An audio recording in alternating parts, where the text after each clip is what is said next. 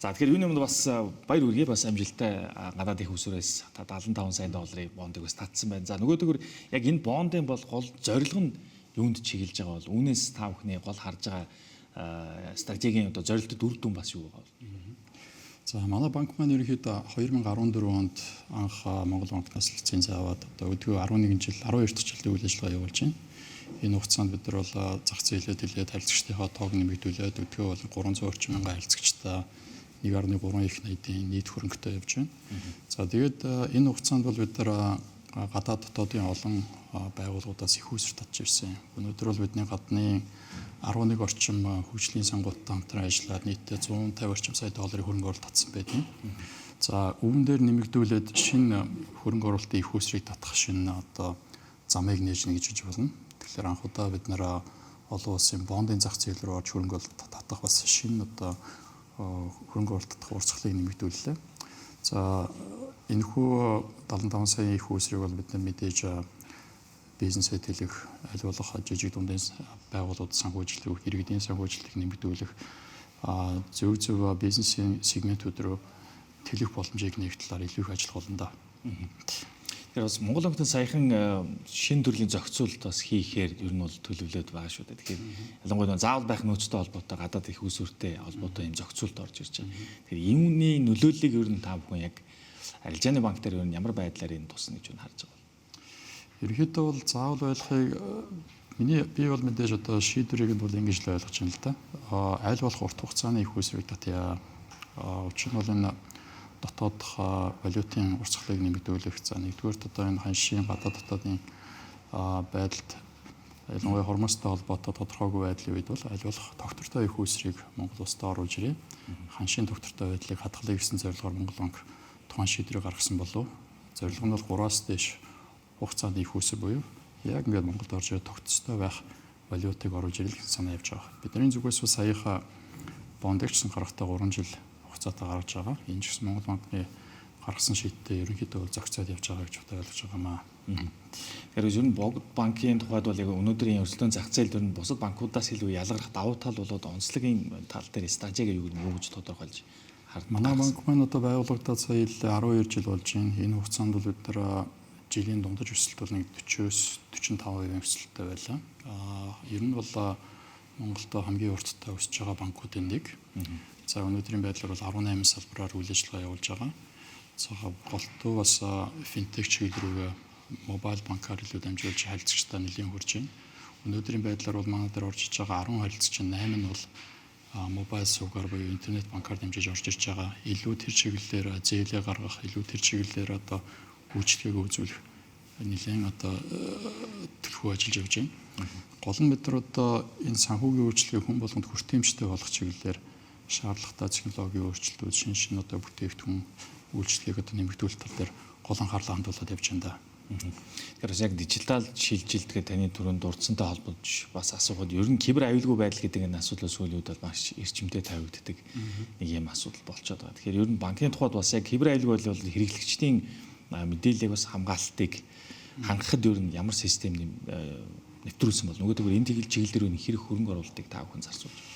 Ер нь бол сүүлийн үед бол энэ асуудал бол нэлээд төгшөөсөн асуудал санхүүгийн байгууллага болон санхүүгийн бус байгууллагууд ч гэсэн гарч байна л да. Тэгэхээр энэ чиглэлээр бол бүх төрлийн санхүүгийн байгууллагууд нэлээд их ажиллагаа хийж байгаа бол учир нь бол аргачлалууд ч гэсэн улам нарийн болж байна тийм. Тэгэхээр бидний зүгээс бол хоригдлуулсан ашигаас жилийнхаа тодорхой хэмжээний хөрөнгө оруулалтын төлөвлөгөөндөө бол энэ аюулгүй байдлыг хангах дээр бол шаардлагатай бүх хөрөнгө оруулалтыг хийгээ явж байгаа. За мэдээж нарийн мэдээллүүдийг бол харах бүх боломжгүй баг. Энэ ч бол тодорхой хэмжээний байгууллагын асуудал. Гэхдээ бид нар бол ерөнхийдөө зах зээлээр явж байгаа хамгийн сүүлийн хамгийн шилдэг технологиор өөрсдийнхөө харилцагчдын мэдээллийг хамгаалах, гүйлгээнүүдийн мэдээллийг хамгаалах, дотоод зохицуулалтыг хийх гэх мэтлэн шаардлагатай арга хэмжээнд авдаг юм аа.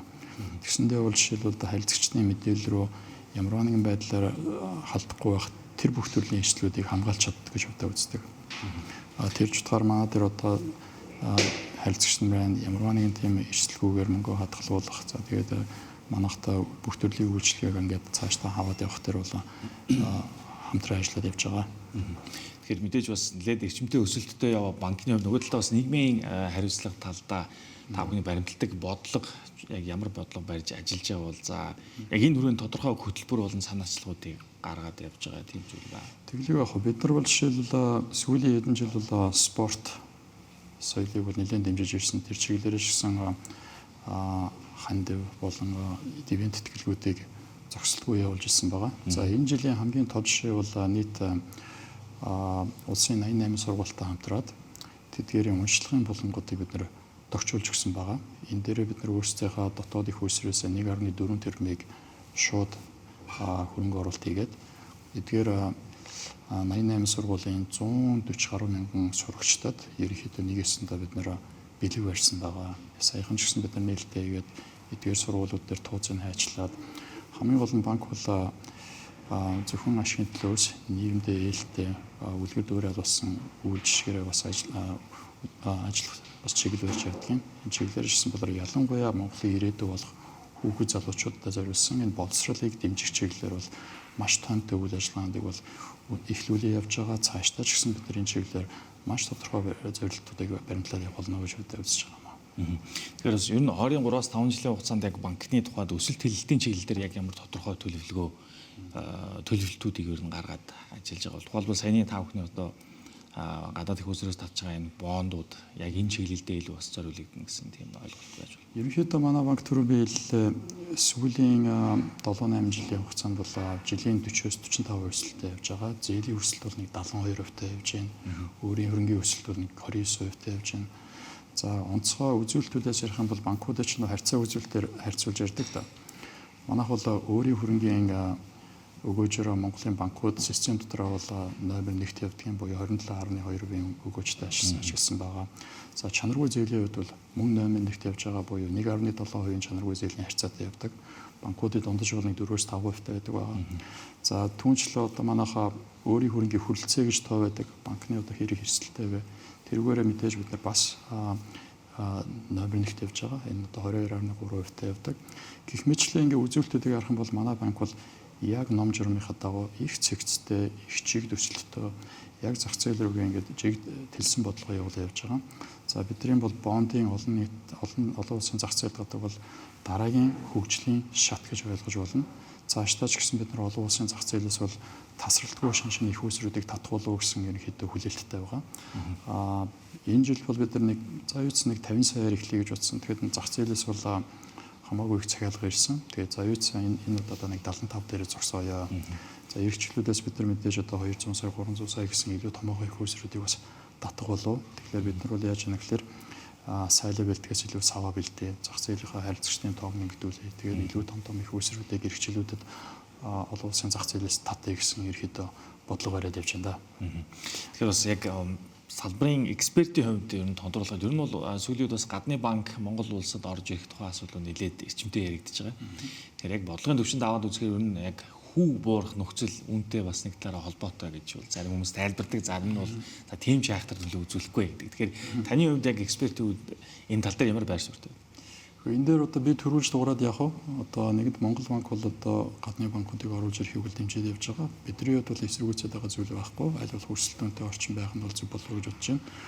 Хүү буурах хэсгийн тухайн үед одоо зах зээлийн асуудал байх болов уу гэж би бодож байгаа. Гадны банк орж ирээд Монголд одоо жишээхэн доогуур хэмжээний хүү тавих хэсэг мэдээж эргэл зүйтэй байх. Гэхдээ одоо тухайн үеийн одоо тухайн гадны банкуудын шийдвэрээс илүү хамаарх болов уу гэж бодож байна. Энэ дээр бол би одоо төрүүлж дуурж одоо коммент хийх нь миний хувьд бол илүү зөв л гэж бодож байна. За хүрэлцээрж ярилцсан танд баярлалаа.